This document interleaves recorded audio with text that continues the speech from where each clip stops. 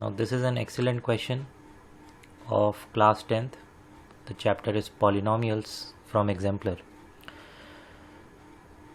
Now we are being asked that what is the nature of the zeros of this polynomial. If the zeros are, let's say, alpha and beta, तो क्या alpha और beta दोनों positive नहीं हो सकते? Can they not be negative, both of them? Are they always equal और are they always unequal और they are always equal?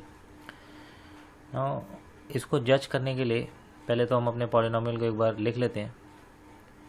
We are being given p x as x square plus k x plus k. इसके zeros हमने assume कर लिए. Let alpha and beta be the zeros. one zero is alpha, the other zero is beta. So now we are going to do this question. This MCQ will be solved using the concepts of sum of zero and product of zero. तो basically हमारे पास जो idea होगा वो ये होगा, हमें एक चीज़ बोल रखी है कि k हमारा नॉन ज़ीरो है, k is not equal to zero. That means either k is positive और k इज़ नेगेटिव. तो सबसे पहले sum of zero figure out करते हैं. What is the sum of zero? Alpha plus beta. In this question, alpha plus beta is minus k, and what is alpha beta? Product of zero is k. Now there are two possibilities. If k is positive, if k is greater than 0,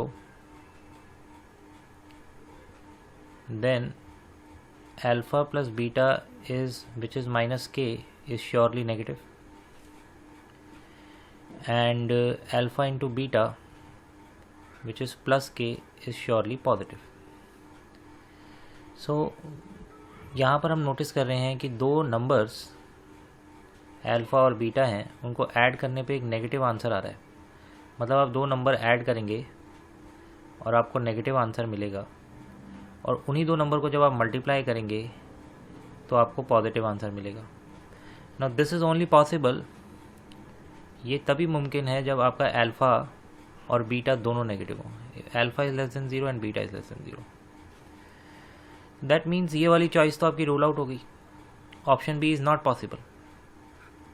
can not both be negative. They can both of them can be negative. यहाँ पर हमने ये establish कर दिया है fact that alpha and beta can both be negative, because हमने जो case scenario consider किया है इसमें हमने के को ग्रेटर देन ज़ीरो लेके ये फिगर आउट कर लिया.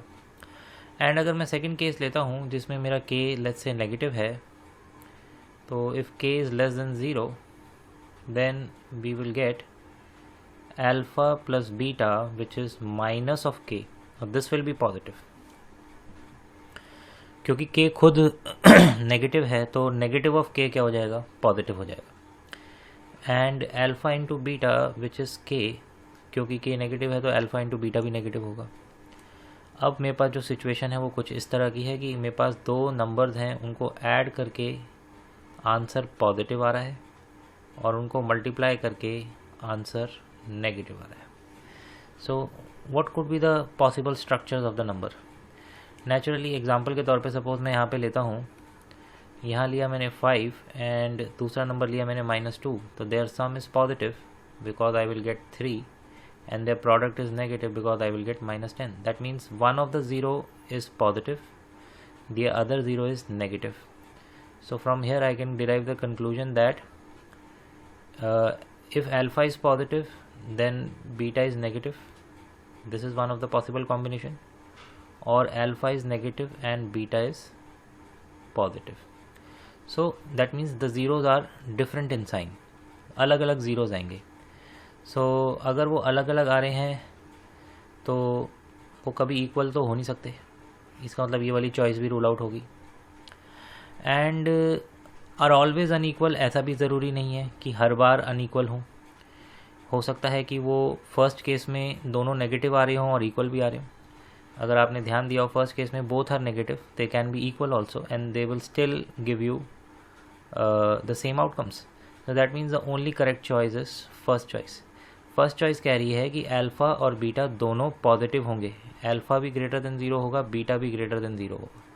ना तो ये हमारे पास केस 1 में निकला केस 1 में दोनों नेगेटिव आ रहे हैं और केस 2 में दोनों में से एक पॉजिटिव एक नेगेटिव आ रहा है। तो थर्ड पॉसिबिलिटी जो है वो है बोथ पॉजिटिव, वो पॉसिबल नहीं हो पा रही, इसलिए हम फर्स्ट चॉइस को as our correct option choose करें।